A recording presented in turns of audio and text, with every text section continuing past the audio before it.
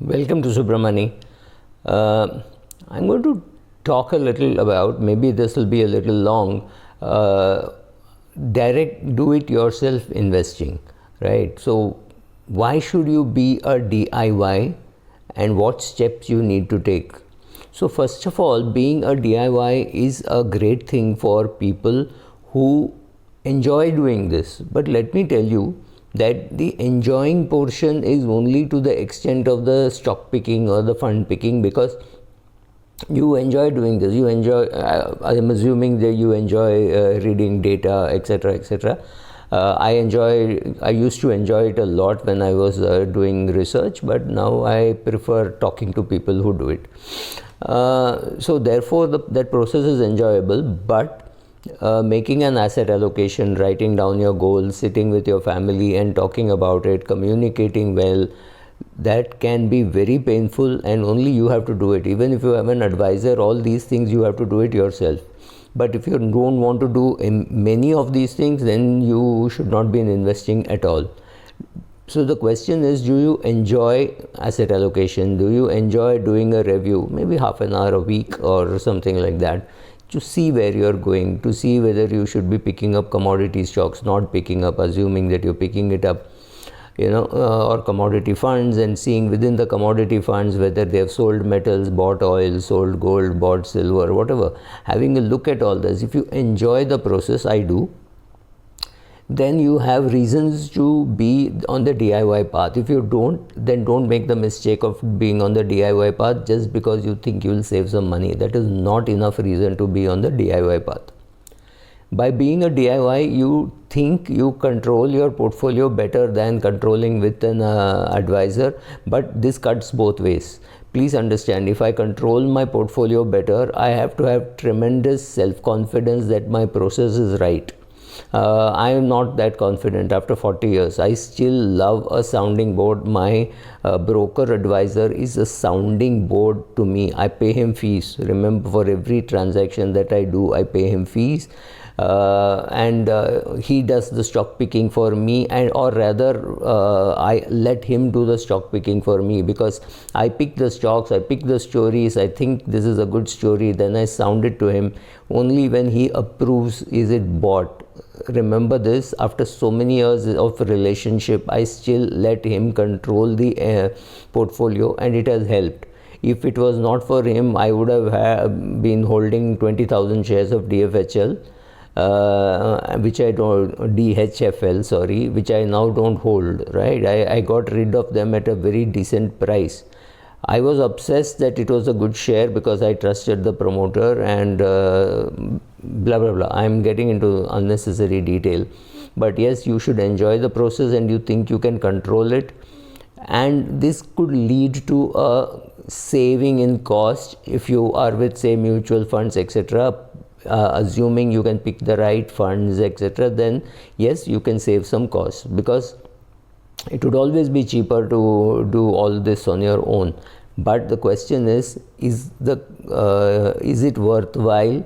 Will you be able to do it? I am not convinced that I will be able to do it, and therefore I have an advisor.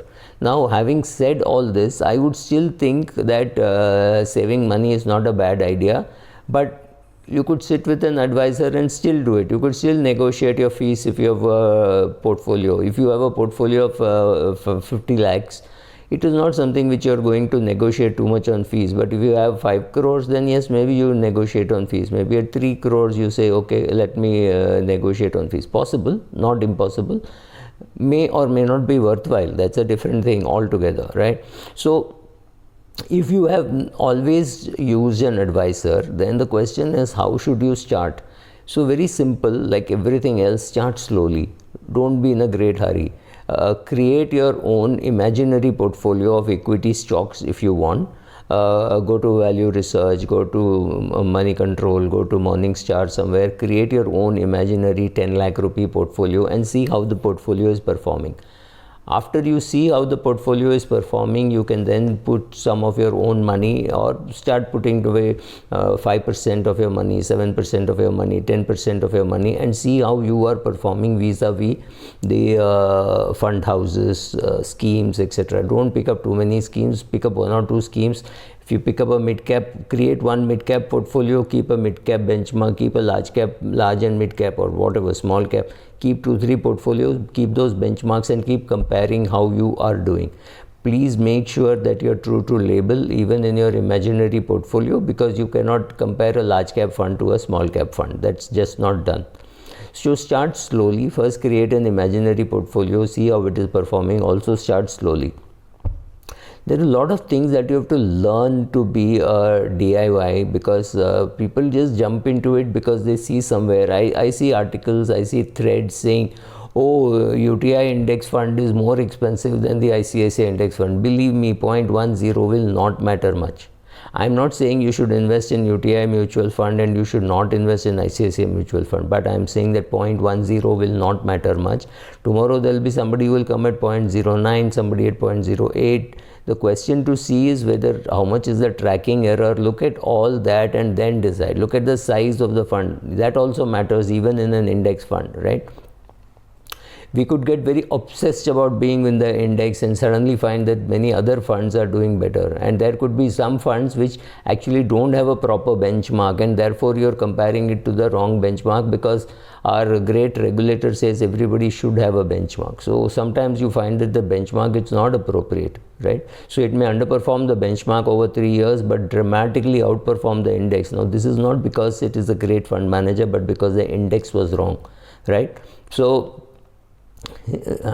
learn to understand all that. And then, so first of all, let's get the basics. You must invest. There is no doubt about that. You must invest, and till you don't understand investing, index funds are great. There is nothing wrong with being in an index fund. It is not meant only for the lazy. Just be in an index fund till you learn, or till you find a great advisor who can sit with you and pick stocks or pick funds or whatever. If you can do that, that's great. The problem is many such people don't want to do it because of our current regulations. The money to become an RIA today is just not economically worthwhile if you have to stick to the law and do proper business. You can't even earn 40-50 lakhs a year being an RIA. I don't think too many people would be interested in that as a long-term profession. Young professionals today may not mind starting, but I don't see older professionals sticking to the law and making money as an RIA. So that quality of service that you get will disappear. You also need to understand that there will always be some shallow risk in your portfolio, which means you will see fluctuation, like a Reliance Industries or HDFC Bank or HDFC Limited. You will see this kind of fluctuation, and some in which there will be deep risk. You will just lose all your money. This has happened in cases of ADAG and all. People who bought that Reliance Power share at 400, 500, 800, whatever price it reached, have been completely wiped out. So you need to understand the difference between shallow risk and deep risk. In mutual funds, largely it should be shallow risk. It can't be deep risk. But in an index fund, it is definitely shallow risk. It is not deep risk, right? You also need to do something like appropriate goal setting. You need to know what are your goals. You need to write it down. So column number 1 would be goals, column number 2 would be what it costs now, and column number 3 would be how much will it cost on the day of execution. If your daughter is 3 years old and she wants to study, and you think she will go abroad to study, that will actually happen in after 18 years, right? Assuming she's doing PG there. So you need to adjust these costs for inflation. The car that you want to buy, the house, the education, whatever you want to go to climb the Himalayas, yeah. So all those things, whatever be your goals, whatever be your costs, adjustment for costs, that adjustment for inflation. You also have to have a simple asset algorithm, in the sense that I would still think that investing in India is great, being optimistic is good, but having a little bit of foreign portfolio in your or foreign stocks, foreign funds in your portfolio is not bad. I believe if you believe in in the index, you have to believe in the world index, because 50% of that or 47% of that is US and about 2-3% is India. You cannot say I believe in indexing and be only in the Indian index. That's just not done, because then you don't believe in indexing really. If you believe, you have to believe in the world indexing, because somebody will know that they have to sell Japan, buy Hong Kong, sell Hong Kong, buy China, whatever. Somebody is doing that. Therefore, there is a world index. Therefore, there is somebody called Vanguard who runs a world index fund, not available in India. So I'm just giving you an example. But I'm sure with 42 mutual funds and running out of ideas, somebody will think of bringing a world index fund also. And I don't know honestly if it is there, because with so many houses, so many schemes, I don't know whether there is a world index fund.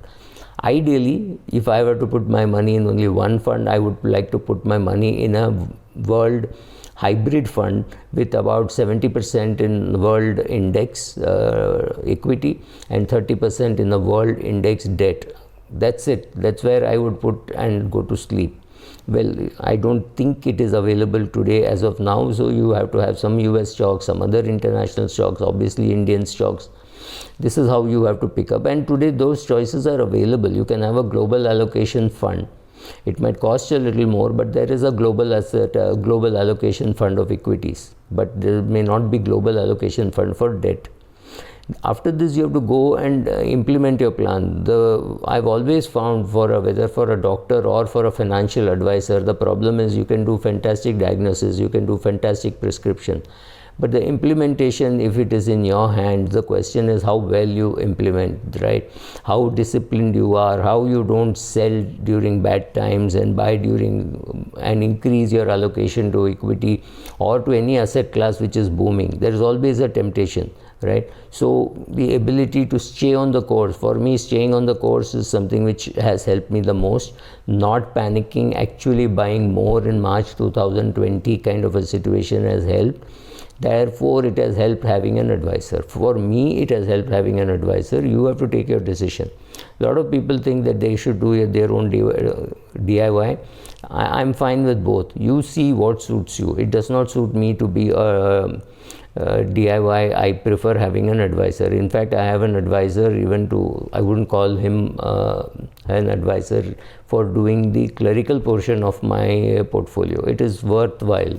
The money that is paid is worthwhile in terms of dividends that can be lost or fund not redeemed on time or things like that. I prefer it that way. You have to make your own choice. Thank you.